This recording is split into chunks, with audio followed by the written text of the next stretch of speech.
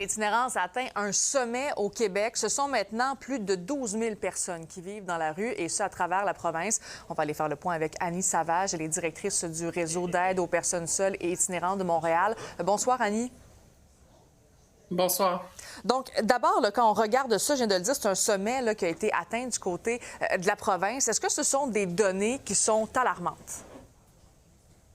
Oui, certainement alarmante, mais pas surprenante. Et j'ai envie de dire, ce n'est que la pointe de l'iceberg. Nous, on voit vraiment toute l'ampleur du phénomène. Le dénombrement permet de capter l'itinérance qui est visible, mais il y a tout un pan de l'itinérance aussi qui est plus caché, moins visible. C'est le cas notamment pour l'itinérance des femmes, l'itinérance des jeunes, l'itinérance des personnes à statut précaire.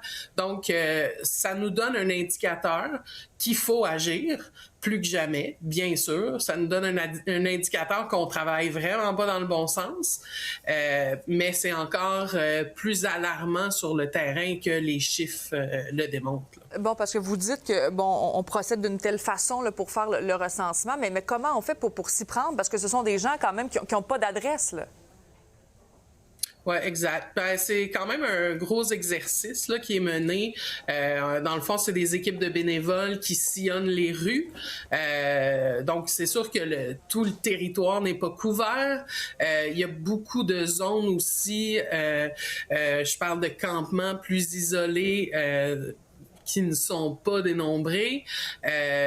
Donc, c'est un gros exercice et ça nous donne un indicateur qui est intéressant, mais il ne faut pas se fier juste sur ce chiffre-là. Ouais. Ce qui va être plus intéressant encore, c'est attendre les analyses qu'en fait la Direction régionale de santé publique, la DRSP, qui va vraiment se pencher sur ces données-là, qui va faire parler les chiffres. Et là, on apprendra peut-être d'autres informations importantes et pertinentes pour mieux agir. Oui, parce que dans les données aussi, ce qui peut avoir l'air surprenant, c'est qu'il y a une hausse de 30 quand même en région de l'itinérance. Est-ce que vous pensez qu'on en fait justement assez en région? Parce que souvent, on se dit, bon, c'est un problème qui est montréalais, mais visiblement, ça se passe ailleurs au Québec aussi, là.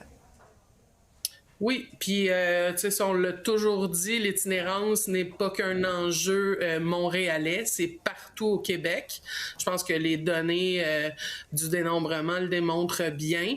Puis là, ça reste aussi que, ben, tu sais, on l'a vu à Montréal, l'itinérance, c'est partout, hein, dans l'ensemble des territoires, pas juste au centre-ville. Mais il faut faire attention parce que la méthodologie qu'on utilise, dans le fond, elle a ses limites. Et donc, avec la même méthodologie, on n'est pas en mesure de... Je pense que les chiffres pour Montréal sont largement sous-estimés. Oui, en plus, on le voit beaucoup là, dans les rues, justement, les campements là, qui sont de plus en plus présents. Bref, on va continuer de suivre ça, bien sûr. Madame Savage, merci beaucoup d'avoir été avec nous ce soir. C'est moi qui vous remercie. Au revoir.